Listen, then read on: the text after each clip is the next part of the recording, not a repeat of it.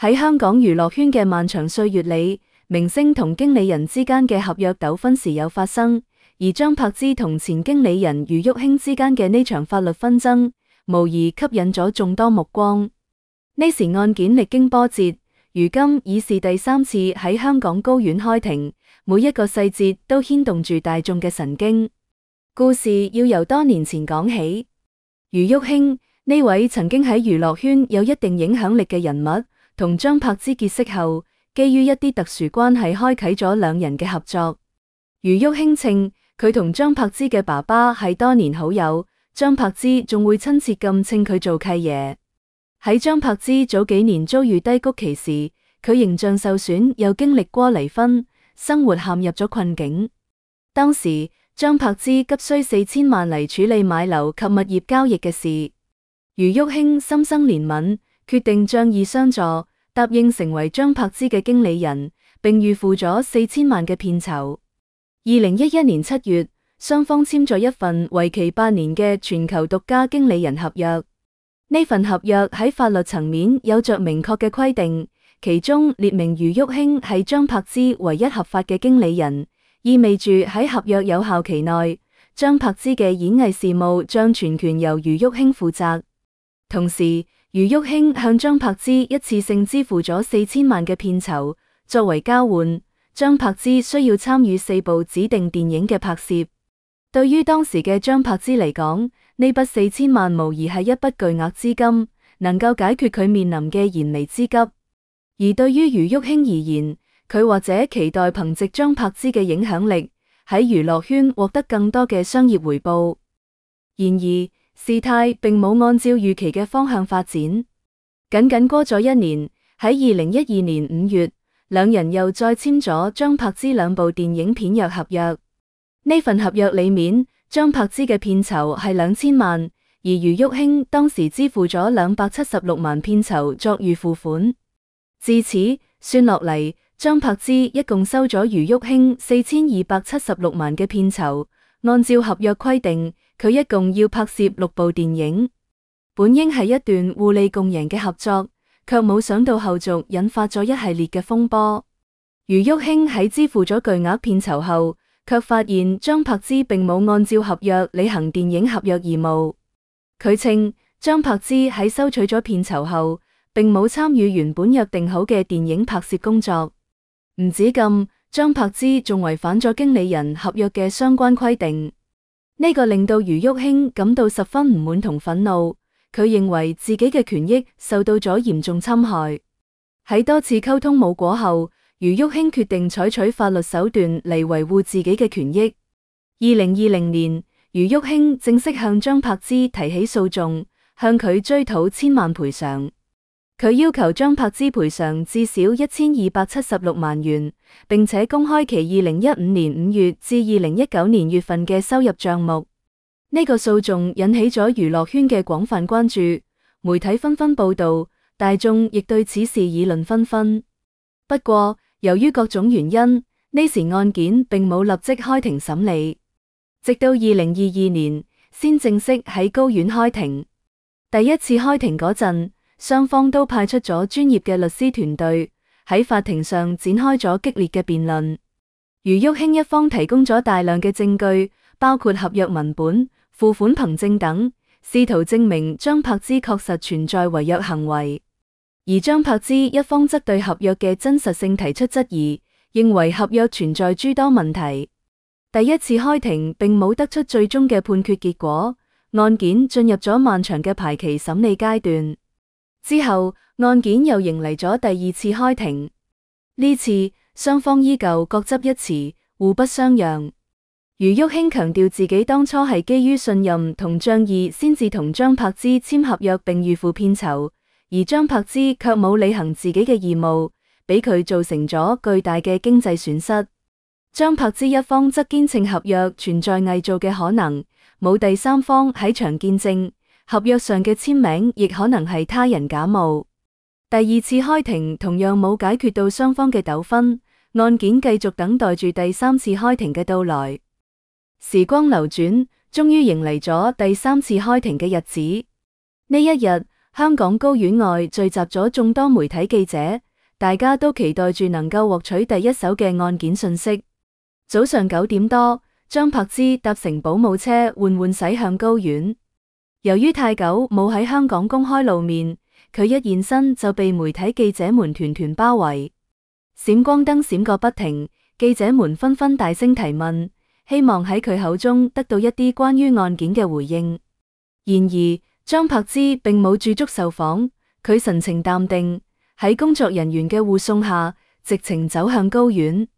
嗰日張柏芝嘅打扮簡約而不失時尚感，佢身着一身黑色嘅裝扮，顯得低調而沉穩，面上戴住墨鏡，遮住咗部分面容，俾人難以睇清佢嘅眼神，仲戴咗一個墨綠色嘅口罩，進一步增加咗神秘感。佢背咗一個金色嘅包包，喺整體黑色嘅搭配下顯得格外亮眼。媒體鏡頭下嘅張柏芝，或者更接近佢當下嘅真實狀態。佢明顯消瘦咗唔少，頸紋相對明顯，比暑假佢喺林家謙演唱會上露面嗰陣仲要瘦。不過雖然身材有所變化，但佢嘅氣質依然出眾，精神面貌都唔錯，依然美麗動人。張柏芝此次出庭係受到辯方傳召出庭作供，所以佢本人必須要親自出庭。大概佢都清楚現場會有不少媒體或者其他人士喺場，所以佢都加強咗保安工作，陣仗着實唔細。驅車抵達高院後，佢身邊跟咗2男2女，都係助理，其中2個男嘅應該就係保鏢。呢2個男嘅身材魁梧，都戴上咗口罩，一直陪伴喺張柏芝左右幫手開路，小心謹慎咁保護住佢，唔俾閒雜人等接近。入庭之後，張柏芝以基督教形式宣誓，並且以粵語作供。喺庭上，雙方再次展開咗激烈嘅交鋒。余玉卿一方依舊堅持自己嘅觀點，詳細闡述咗張柏芝違約嘅事實同依據。佢哋指出，按照合約規定，張柏芝收取咗片酬，卻冇履行拍攝電影嘅義務，呢個明顯違反咗合約條款。而且張柏芝仲違反咗經理人合約中嘅一啲規定，俾余玉卿嘅業務開展帶嚟極大嘅困擾。而張柏芝一方喺庭上嘅回應則與之前一致，佢表示同余玉卿並不相熟，質疑全球獨家經理人合約屬於偽造。佢強調呢份合約冇第三方喺場見證，其真實性同合法性存在嚴重問題。更稱合約上嘅簽名係他人假冒，並非自己親筆所簽。此外，佢仲表示後嚟係余玉卿唔揾佢出演電影，責任並不在佢。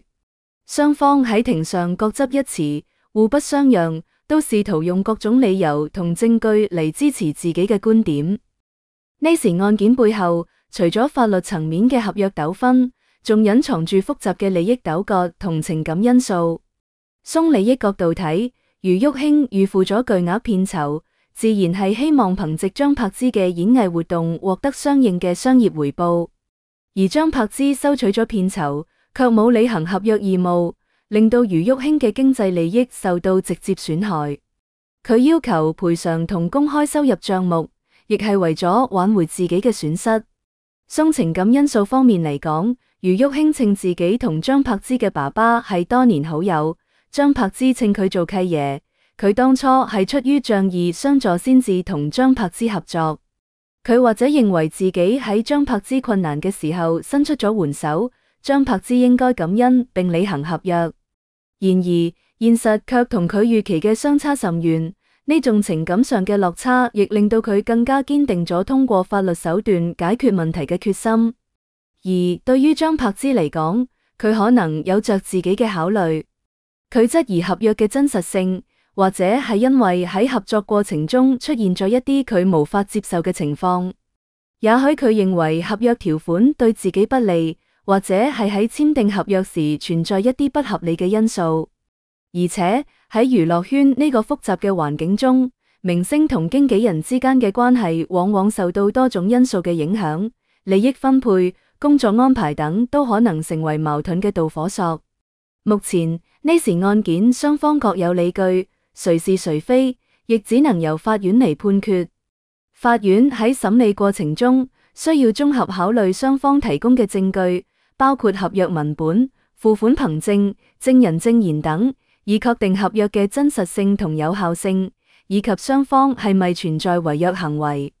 呢個過程可能會比較漫長，需要經過詳細嘅調查同嚴謹嘅論證。無論最終嘅判決結果如何，呢時案件都將對張柏芝同余玉卿產生一定嘅影響。對於張柏芝嚟講，如果法院判決佢存在違約行為，佢可能需要承擔相應嘅賠償責任，呢個將對佢嘅經濟狀況造成一定嘅壓力。而且呢時案件亦會對佢嘅公眾形象產生一定嘅影響，可能會俾一啲粉絲對佢產生質疑。不過，如果佢能夠證明合約存在偽造等問題，亦有機會挽回自己嘅聲譽。對於余玉卿嚟講，如果佢嘅訴求得到法院嘅支持，佢將能夠挽回部分經濟損失。但同時，呢時案件亦令到佢喺娛樂圈嘅形象受到咗一定嘅影響，可能會俾佢喺未來嘅業務開展中面臨一啲困難。而且，如果最終證明合約存在問題，佢亦可能需要承擔相應嘅法律責任。呢時張柏芝同余玉卿之間嘅合約糾紛案，就好似一場冇硝煙嘅戰爭，喺法律嘅舞台上激烈上演。佢唔單止涉及到巨額嘅經濟利益，仲牽扯到複雜嘅情感同人際關係。喺真相尚未揭曉之前，我哋只能夠耐心等待法院嘅判決，希望呢時案件能夠得到公正、合理嘅解決，俾雙方一個滿意嘅答覆，亦為娛樂圈嘅合約糾紛提供一個參考同借鑒。同時，亦希望呢時案件能夠提醒娛樂圈嘅從業者，喺簽訂合約時要謹慎對待，明確雙方嘅權利同義務，避免類似嘅糾紛再次發生。好啦，以上係本期嘅內容。如果你鍾意我哋嘅節目，歡迎訂閱、點讚、轉發，感謝大家嘅支持。